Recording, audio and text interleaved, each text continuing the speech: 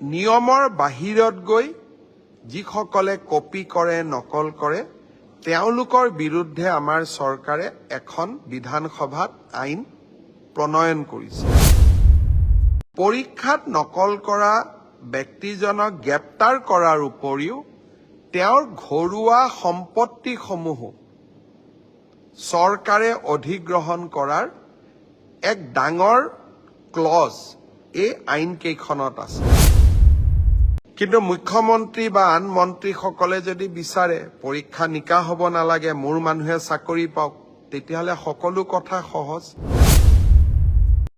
সোঁতৰ বিপৰীতে গৈ আমি কাম কৰিছো। পৰীক্ষা নিকা হওক, আমাৰ মানুহে পাওক নাপাওক, মেধাৰ ভিত্তিত চাকৰি হওক।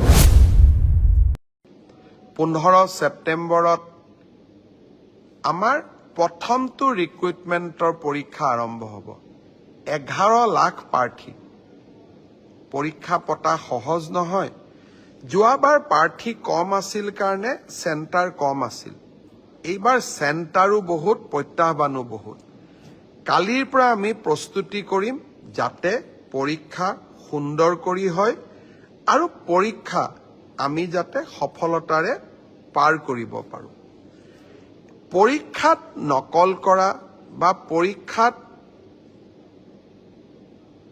নিয়মৰ বাহিৰত গৈ যিসকলে কপি কৰে নকল কৰে তেওঁলোকৰ বিৰুদ্ধে আমাৰ চৰকাৰে এখন বিধানসভাত আইন প্ৰণয়ন কৰিছে।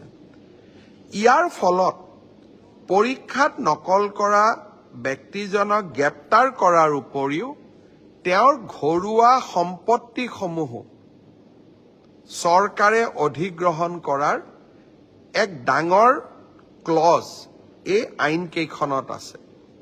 2 দিনৰ ভিতৰতে আমি এই আইনখনৰ বিষয়েও বহুল প্ৰচাৰ কৰিম। মই আশা কৰিম মেধাৰ ভিত্তিত নিযুক্তি। বহুতে কয় মোৰ মেৰিট আছে কাৰণে মই চাকৰি পালোঁ।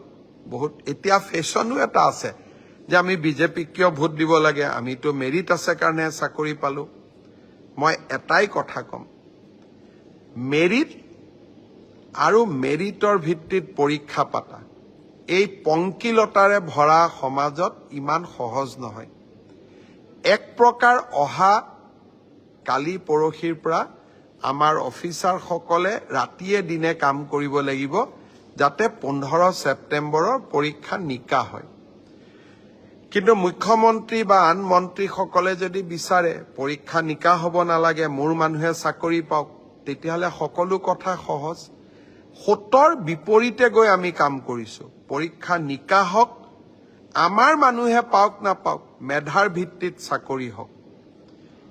এই সংকল্পক সিদ্ধিলৈ ৰূপান্তৰ কৰা এটা অতি কঠিন কাম।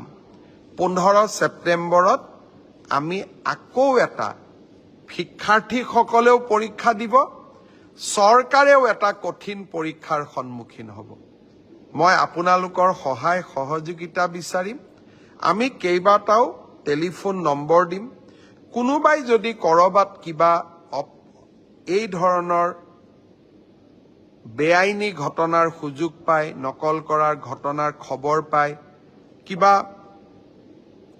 নকৰিবলগীয়া কাম কৰিব এনেকুৱা আগতীয়া খবৰ পায়, আপোনালোকে যাতে আমাক জনাব পাৰে।